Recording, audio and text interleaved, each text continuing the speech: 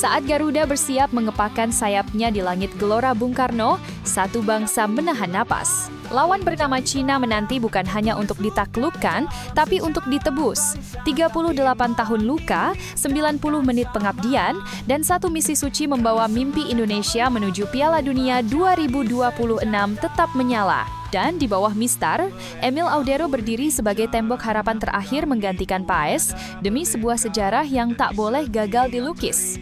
Media dari tirai bambu berkoar meremehkan Indonesia, mengolok bahwa Garuda akan dibantai. Sebuah hinaan, seolah negeri ini tak punya nyali, tapi mereka lupa bahwa Garuda tak lahir dari ketakutan. Ia ditempa dari perjuangan, diterbangkan oleh semangat 270 juta jiwa, dan malam ini sayapnya akan melawan bukan hanya lawan, tapi kesombongan. Sport Life, simak ulasan selengkapnya sebagai berikut.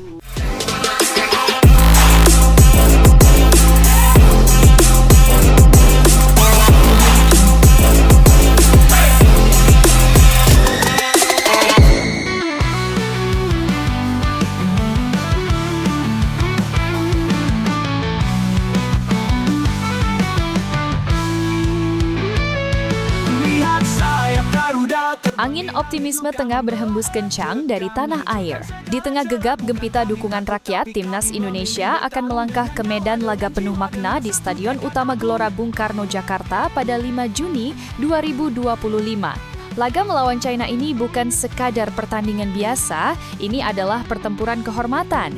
Tarung hidup mati demi menjaga bara harapan menuju Piala Dunia 2026 tetap menyala di dada Nusantara. Ya, anak-anak Garuda yang kini diasuh oleh maestro sepak bola dunia Patrick Kluivert tengah berada di ambang batas harapan.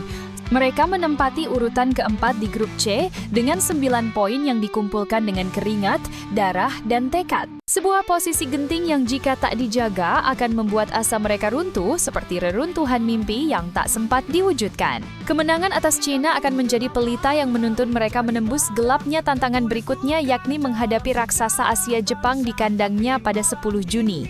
Maka tak ayal lagi, duel melawan Cina harus dimenangkan. Tidak boleh tidak. Demi Indonesia, demi merah putih yang selalu berkibar tinggi meski kerap diguncang badai. Di tengah hiruk-pikuk persiapan itu, secercah dukungan datang dari Kota Kembang.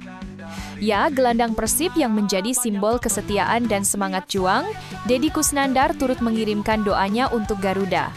Saya sebagai warga Indonesia dan pemain Indonesia pastinya berharap main home lawan China dulu kan? Kita bisa mendapat 3 poin, kata Deddy Kusnandar dengan penuh keyakinan. Kemenangan, menurut Deddy akan menjadi bekal spiritual dan mental yang penting sebelum melawat ke negeri Sakura. Harapannya mengangkasa, sebagaimana harapan jutaan rakyat Indonesia yang tak henti-hentinya menggemakan semangat juang dari Sabang sampai Merauke. Itu kemenangan, menjadi modal untuk menghadapi Timnas Jepang, ucapnya penuh harap. Pertarungan nanti malam adalah babak 9 dari drama epik perjuangan Indonesia di grup C kualifikasi Piala Dunia 2026. Namun bagi Garuda ini bukan sekadar statistik, ini tentang harga diri, tentang sejarah yang hendak diluruskan, tentang air mata yang menuntut pengorbanan setimpal. Sudah 38 tahun lamanya Indonesia belum mampu menaklukkan Cina. Dari 18 pertemuan, hanya 3 kali kemenangan berpihak pada kita, dan itu pun terakhir terjadi pada tahun 1987 ketika generasi sekarang masih belum lahir. Angka itu bukan sekadar data, tapi luka yang masih menganga. Luka yang ingin dibalut dengan kemenangan di kandang sendiri. Jika takluk dari Cina, maka situasi bisa menjadi kelam. Indonesia memang akan tetap di posisi keempat, tapi selisih poin akan sirna. Cina yang saat ini memiliki 6 poin akan menyamai kita. Maka kekalahan berarti bukan hanya kehilangan angka, melainkan memberi nyawa baru pada pesaing langsung. Tak hanya soal angka, tapi soal moral. Sebab dalam sepak bola tak semua bisa dihitung dengan angka. Rasa percaya diri, keberanian, dan semangat pantang menyerah semua itu bisa runtuh dalam satu hasil buruk. Dan jangan lupa, China datang dengan misi yang sama. Pelatih Branko Ivankovic tak menyembunyikan ambisinya. Ia ingin menang, ingin menghancurkan Indonesia di rumah sendiri. Bahkan media dari negeri tirai bambu tak ragu meramal kemenangan telak 4-0. Sebuah penghinaan yang tak bisa dibiarkan begitu saja.